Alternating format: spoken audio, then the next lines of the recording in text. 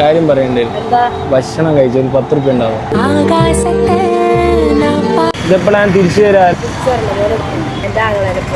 അമ്മച്ചീന്റെ പേരെന്താ? ഞാനൊരു വീഡിയോ എടുക്കാം യൂട്യൂബിന്റെ. ഇത്രയും വലിയൊരു നല്ലൊരു മോൻ 10 രൂപ എന്ന് ചോദിച്ചപ്പോ എന്തിനായിരിക്കും അത്?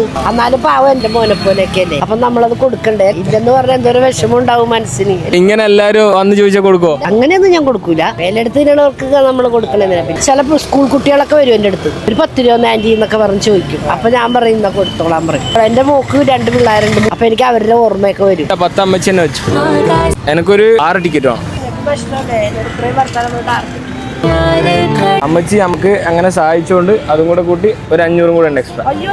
അല്ല, ഇങ്ങനെയാണ് എന്റെ പരിപാടി. ഈ ടിക്കറ്റ് അമ്മച്ചി തന്നെ വെച്ചു. ഇത് അടിക്കുകയാണെങ്കിൽ അമ്മച്ചി എടുത്തു. ഇത്